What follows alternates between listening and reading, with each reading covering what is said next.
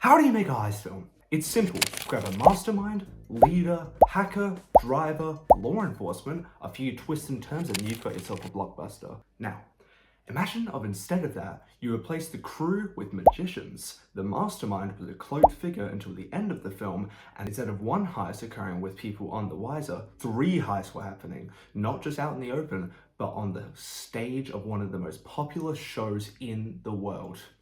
What I'm talking about is, of course, the 2013 film Now You See Me, directed by Louis Leterrier, featuring America's sweethearts, Jesse Eisenberg and Mark Ruffalo, in which a group of magicians all receive tarot cards with a mysterious eye featured on the back, with an address where they meet and are given plans on how to complete 3 heists on the stages of Las Vegas, New Orleans, and New York City, all while being chased down by federal agents Dylan Rhodes and Interpol detective Alma Dre.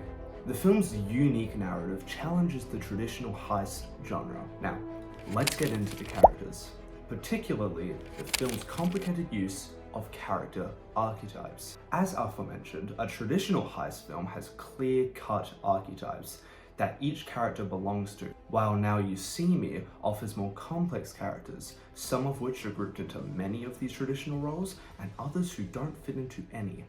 I'll begin with the easy ones. Daniel Larson, played by Jesse Eisenberg, acts as the sole leader of the 4 horsemen. I can do this, all right? I don't want to go to jail, you know? Then don't screw up.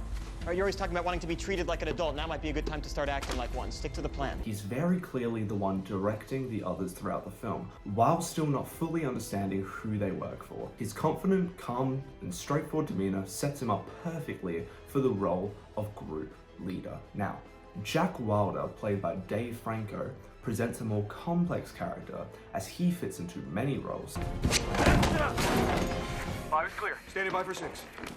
You little shit. What game you playing? What game you playing? We're all good at 6, move to 7. Copy that. Including the thief, the technician, and the wheelman, all of which he fits the description of, which is strange, given it's not common in heist films that one member is so adept in all of these fields. Jack Wilder's character really does challenge the audience's expectations of the traditional heist genre. Additionally, in the opposite way, Henley Reeves, played by Eliza Fisher, doesn't really fit into any of these categories, yet is still a vital part of the team. She's introduced with her area of expertise being escape artistry, yet she doesn't demonstrate that skill in any of the heists. So, her character once again challenges the traditional heist genre.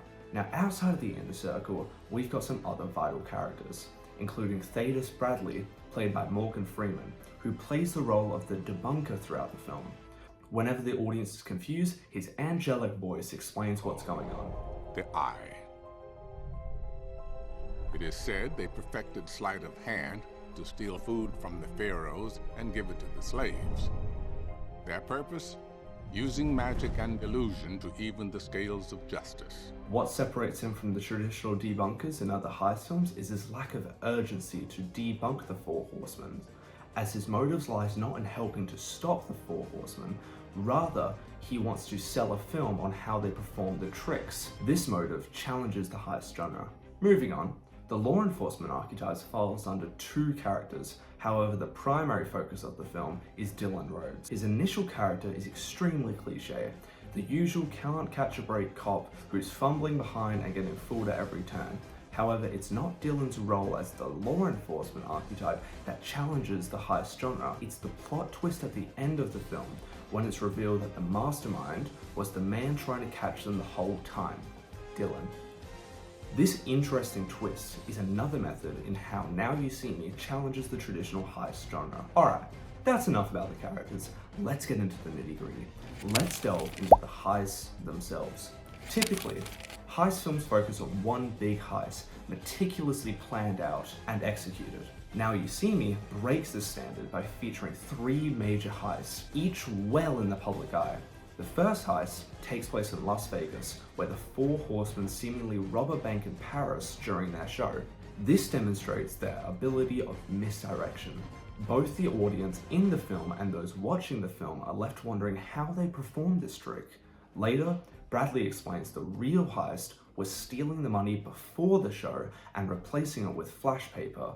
releasing the money into the crowd, stirring up the press, and sending their show into the public eye of the world. The second heist takes place in New Orleans, which involves stealing money from their benefactor because his insurance business had ripped hundreds of people off, most of which were in the audience that night. This Robin Hood-esque act challenges the typical heist film's focus on greed and self-interest, presenting an interesting ethical dilemma within the story.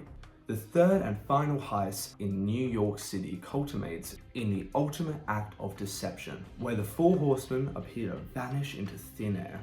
This climax serves as the perfect conclusion to their series of public heists, leaving both the characters and the audience in awe. Bradley explains how they perform this trick throughout foreshadowing in the film, as Dylan reveals himself as the mastermind behind the entire thing. Now, what do these heists demonstrate? All involve stealing money, none of which the horsemen keep. Their goal was to prove themselves to the secret organization named The Eye, which they successfully entered. This unique motive and use of multiple heists within the film, compared to the traditional one, challenges the heist genre's entire plot. In conclusion, Now You See Me skillfully challenges the conventions of the heist genre, from its complex characters and hidden mastermind to its public heists, magical elements, and unique twist ending. The film offers a fresh and innovative take on the familiar and overused genre. Doing so engages the audience in a unique narrative experience that keeps them guessing until the very end of the film.